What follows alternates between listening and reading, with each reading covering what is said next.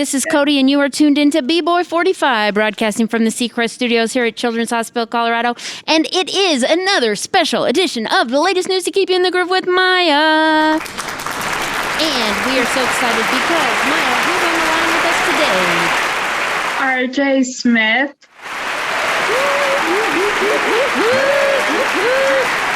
The crowd is going wild. Hey, we're so excited to have you. I'm so excited and honored and blessed to be here as well. Maya, Cody, thank you so much. I appreciate it. All right, Maya, take it away, girl. So first of all, I just want to say thank you so much for calling in. I've been so excited to talk to you and in disbelief. So thank you. Thank you, sweetie. I appreciate it. Yes, it's an honor. How you doing today? Good. How are you? Busy, but good. Busy, but good. Good. Yeah, I was just watching Perception, so. Great show, right? Yeah. Great show. I was just with the cast members recently, and it's just, every time I'm with them, it's just a joyous moment. They are such beautiful people, and it was a blessing to have worked on that show, because those type of shows don't come around a lot, you know? Yeah. Yeah. I actually have a couple questions for you about Perception, but my first question for you is, how did you discover your love for acting? Great question. So I am 38. I started professionally acting at the age of 9, and the calling more so kind of hit me probably when I was a baby.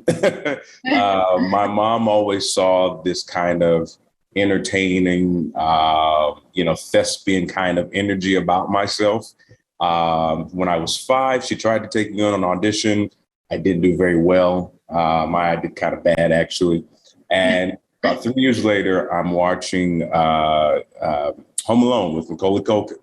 And I remember telling my parents, I want to try that. I want to do that. That seems cool. And they were like, let's finish playing sports. We'll see where you are in about a year. So a year later, I turned 9. I'm like, hey, I really want to do this. And luckily, being a, SoCal native, Hollywood was always in my backyard. So agents, casting directors, they were kind of, in my vicinity.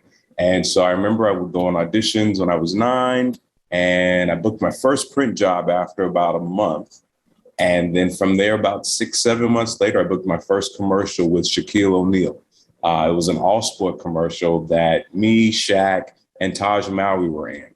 And so I was very blessed and very lucky to find success at a young age. I think a lot of people know what they want to do, even when they're kids or teenagers or young adults. But a lot of us don't get the fortune of finding success at a young age. And I fortunately did, and I'm very honored. I don't take it for granted. But yeah, I was 9 once I got started. And then I got into the Screen Actors Guild, which is the union for actors, when I was 10.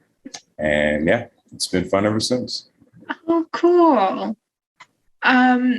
So you played Max Lewicki in Perception, which is just one of my favorite shows. I rewatch it all the time. I just, like, right before the interview,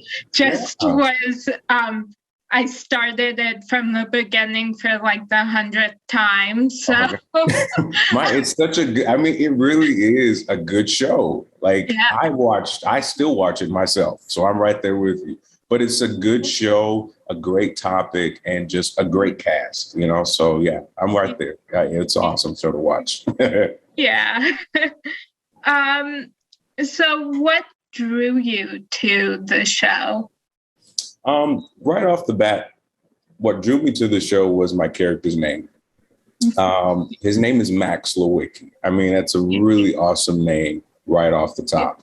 But then the underlining messages that the show was giving in relation to mental illness, just stereotypes that are associated with mental health and mental illness.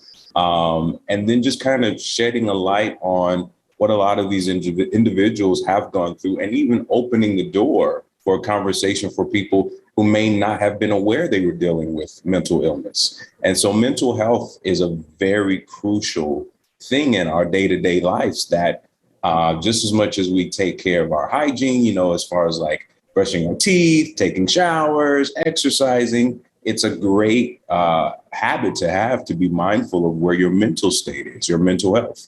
And so that was a huge factor that was very impressive and caught my attention about the show. I want to say might have been my callback. So I auditioned for the show with the casting director. I got a call back like a week later. And when I got the call back, I was notified that Eric McCormick had been casted as the lead. I was like, oh, wow, this will really be a cool show to be on, to work with him. And so, there was just all these, benevolent, just kind of, golden gems that were being added one moment at a time. And once I knew he was part of the show, I really wanted to get it. So we had, and then once we started filming, we filmed the pilot in Canada. So it was there in Toronto that I met my fellow cast members. So I met Rachel Lee Cook at our wardrobe fitting.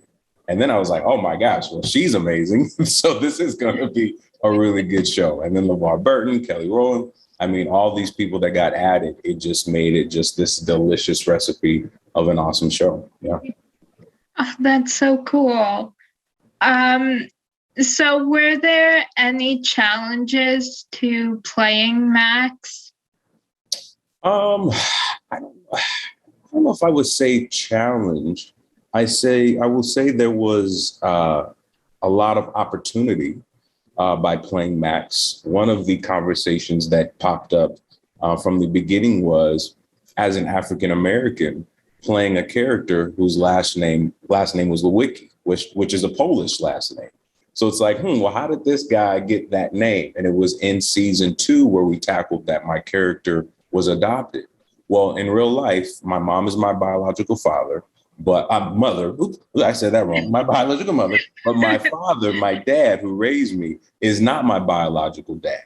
And I do now have a relationship with my biological father, but my stepfather adopted me. So I know what it feels like to be adopted. I know what that energy is like, and it's greatly appreciated. My dad was there for me as a baby, so he's the man I looked up to. And now having my birth father in my life, having my father-in-law, I've got more men to look up to, even as a 38-year-old man. But Max Lewicki was adopted, so I had that connection with him.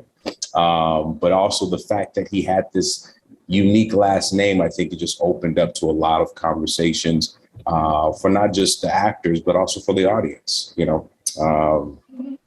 So it was great. It was great. As far as any other, was there any potential challenges? No, it was like going to Disneyland every day, Maya, working with these people. It was just a joy, like every day was like just a winning lottery ticket. So there's really nothing to be mad about or anything that felt, challenging in any way. It was a very smooth sailing process working with them. Oh, cool. Yeah. So did you have a favorite episode to film? Ooh, my favorite episode to film. I really love the pilot. I really love the pilot because it was written so well. It establishes the characters extremely well. You know what kind of ride you're about to go into as the audience. I think the pilot still is my favorite. And that banter that you see between Max and the professor. So between Eric and I, it's like, okay, I'm almost like I'm his caretaker, but it's like I'm his parent as well. I'm making sure he's taking his medicine. He's doing all the things he needs to be doing. But, I don't cut him any slack. And I know what that's like, with growing up with my parents. They didn't cut me any slack, but I needed that. And it was beautiful. So the pilot was definitely my favorite. I have to say, I have a second favorite. It would be the episode in season 2 where we got to talk about what it was like being a person of color in America. And when Max gets attacked by the officers, I thought that was a great narrative, a great conversation that they presented on the show. Yeah. Yeah. Yeah. So you played James Murray in season 3 of The Rookie, which is another one of my favorite shows. Oh, thank you. How did the opportunity to be in The Rookie come about? Great question, Maya. So I booked The Rookie in 2020 during, when the pandemic started. And when I got the appointment, it was an audition, just a basic audition. My agent's like, hey, they really want to see you. I thought it was just going to be a guest star. So like go in, do one episode and then leave. I booked the job. About a month later, I get a call from my agent saying, hey, they want you to come back again. I said, oh, wonderful. Then I booked a third episode, Maya, in season 3. And so I was like, okay, this seems really cool. But then I noticed that all of a sudden they were making me this love interest to Makia Cox's character. And I was like, oh, okay. Well, this seems like more than just a guest star. This seems like a recurring, or I might be coming back more often. And I can't tell you how honored I've been to get asked back numerously on this show. I've done about 7 episodes now in season 4. There's some great things that are going to happen. I can't tell you yet. I can't say it all. You'll see. It's going to be awesome. But it's been such a joy. I would say I'm having just as much fun working on The Rookie as I did on Perception. Nathan Fillion, you will love him. He is so great. He's such a great guy. Makia Cox, I mean, the whole cast, everyone.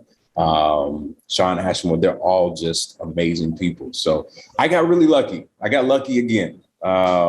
I say all the time, prayer works. And so I prayed to be around a great group of people, and I got that. Oh, cool.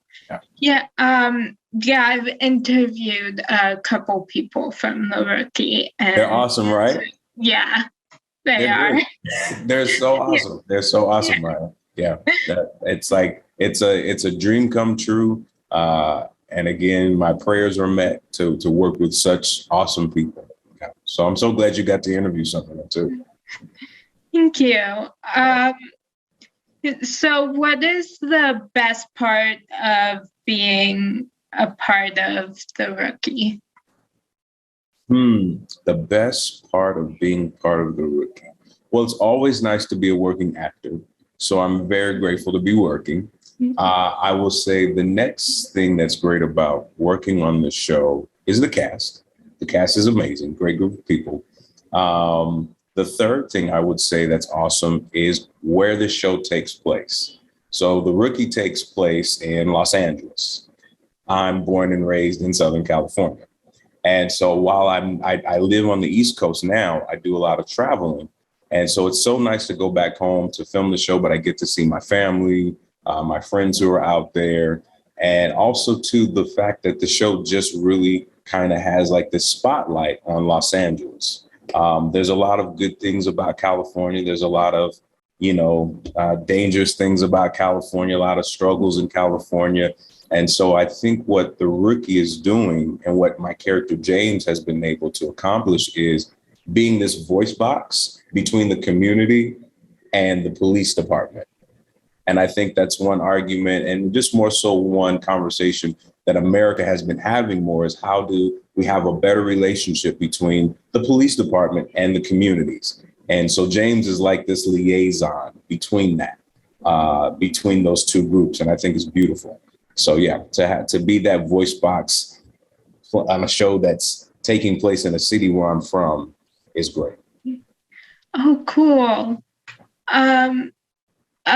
So of all the characters you've played, is there one that you felt the biggest connection with? Ooh, the biggest connection with? Oh man, let's see. I will say, working on The Rookie, working as James, there's a lot of connections I have to this character. He has kids. In life, I've got a 3-year-old and an almost 2-year-old. My daughter's almost 2. My son is 3. And James is in a relationship. I'm married. Again, the whole LA native aspect. So there's a lot of like real life connections there. I would say my greatest emotional connection would be a show I was on when I was a teenager called The Journey of Alan Strange on Nickelodeon. And why I say I loved that character was he was the new kid on the block because he was an alien, but he was different. He stood out. He had these quirks about him. And I think as an actor, as a thespian, just me as Arjay Smith, I've always felt different growing up. Like, where did I fit in? Trying to feel normal or not be normal. What does normal even mean? And I think growing up, especially in this industry, I found comfort being around other actors who were like me. So I found like my sisters and brothers who I could connect with. I think being different is okay. And that was the beauty of playing this alien on this Alan Strange show, was he was different. He was unique, but that's okay. And that was the message of the show. If you're different, if you look different, if you come from a different background, that just makes your experience that much richer and what you can give to society. So, yeah, that would be my greatest internal connection, like spiritual connection, I would say, would be to that character. Oh, I love that. Yeah.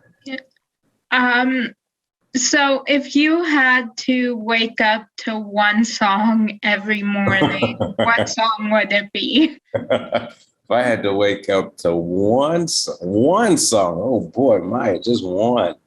I'm a big fan of Michael Jackson's Dangerous song from his Dangerous album. That's one of my favorite songs because I used to dance. Not a lot of people know that. I used to be a professional dancer. I danced for Reebok. I danced for Nike when I was younger. And so that was one of the songs I used to really enjoy dancing to. I'd probably have to pick that. Now, however, if I'm including that it's a song that both my wife and I have to hear, I'd have to ask her. I fortunately don't wake up in a room by myself, so she'd have to hear the song too. So we'd have to actually have a conversation about that. I'm sure it'll be something R&B related. Yeah, there you go. Is there a show that you're currently binge watching? Ooh.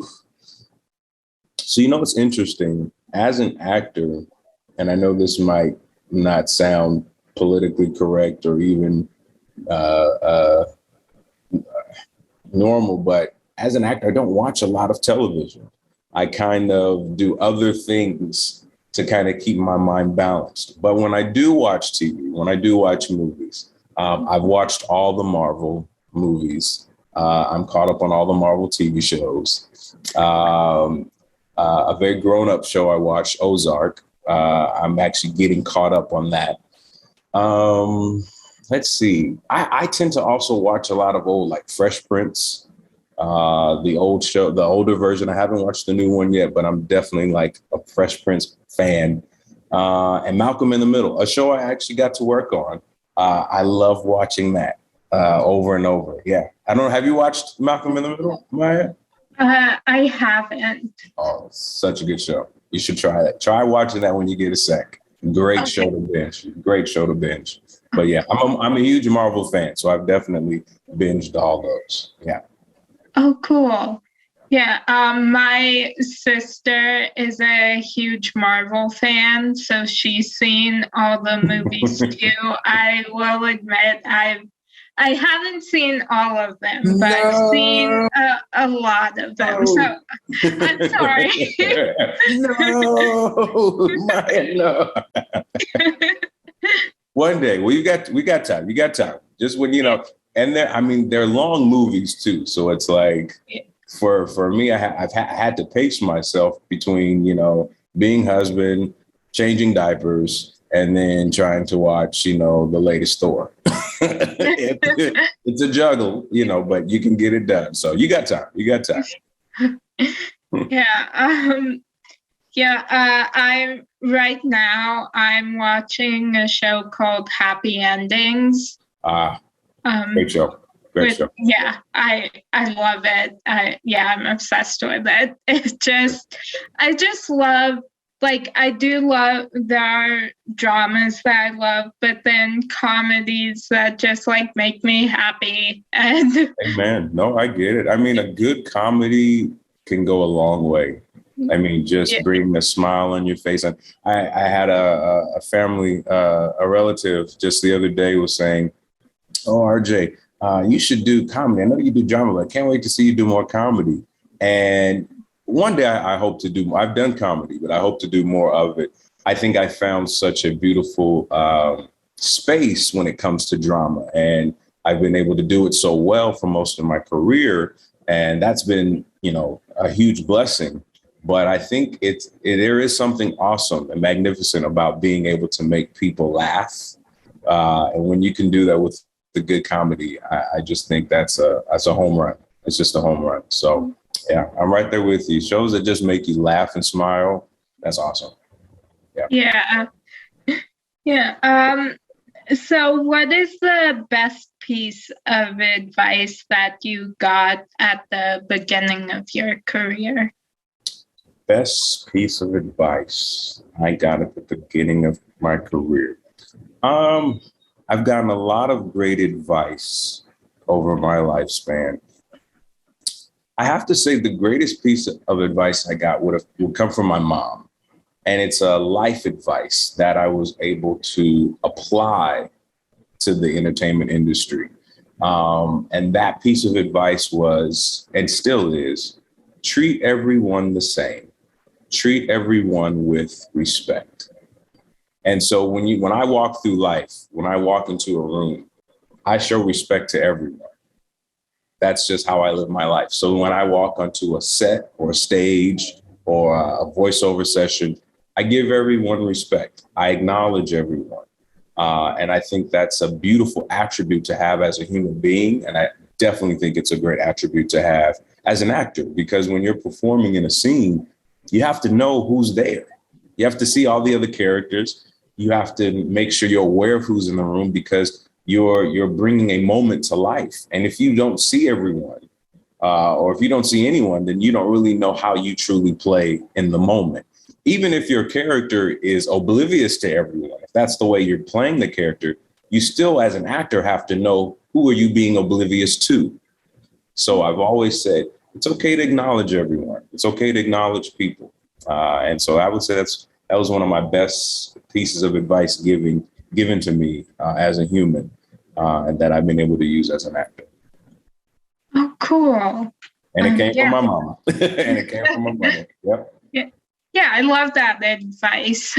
Oh, yeah. No, it was great. And I still get advice from my mama. I still get advice from both my parents. I definitely, watching actors along the way, people I've worked with, I've been able to pick up, just different kind of skill sets. Watching LeVar Burton, especially working with him on Perception, was phenomenal.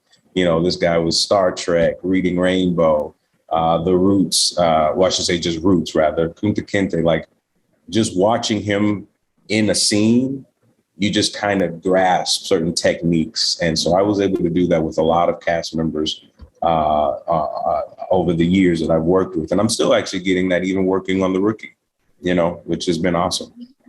Oh, cool. So what would your advice be to someone going after their dream? My biggest advice would be don't stop. Yeah, if going after your dream means going after your dream. If you stop, then that means you've stopped going after your dream. So if you want to accomplish something, if you want to get there, you got to keep going. You can't stop. Advice I've heard too that I think is phenomenal. The fastest way to get to where you want to be is the slow lane. But you can't give up. You just can't give up. You can't give up on yourself. You can't give up on hope.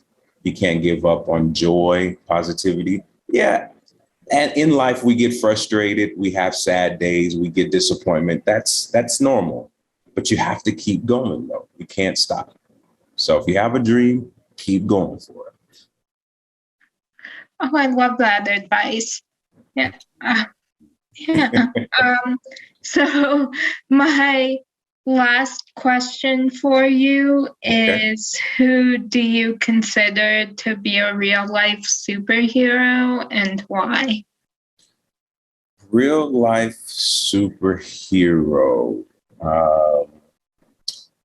I have a few, but I would say the first hero I have, superhero, would be my wife.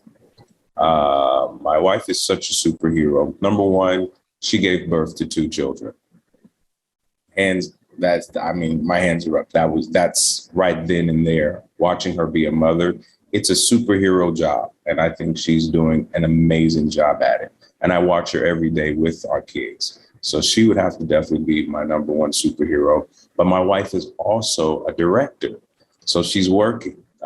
She's currently working on Sesame Street, which I think is phenomenal. And so I'm so blessed and happy to watch her live her dreams and continue in her dreams while also being a mother to our children. It's just an amazing thing to watch. So she would be my number one superhero right now. But I do have a few. I just don't have time to mention them all. But yes, she would be my number one. Yeah. Oh, I love that. How about you, Maya? Who's your hero right now? I also have a couple, but my 2 biggest superheroes are my mom and my sister. Amen. Amen. Amen. Amen. That's awesome. My mom is one of my heroes as well. So I definitely can understand that one for sure. Cool. That's awesome. Yeah. Well, Maya, I want to say thank you so much. I appreciated this. I had so much fun. I mean, when I got the letter from you, I was just like, wow, what have I done special to get this invitation? I try to be a good guy, but like, what have I done to get this invitation? No, Maya, you're doing something extremely amazing. You're doing something that is so advantageous to what we need in life right now, like bringing hope, bringing joy and smiles to people's lives. Like, salute to you, girl. You're doing awesome, sweetie. Oh, thank you so much. And so welcome. That means the world. And thank you so much for calling in. I still can't believe this is happening. So I would just love to keep talking to you. So oh my gosh, me too. And I can talk. My wife says I'm loquacious, so I've had words for days. But yes, this has been a joy. Anytime you want to have me back, I'm here. Mwah. Pleasure, y'all. Take care. Have a good day. Thank you so much.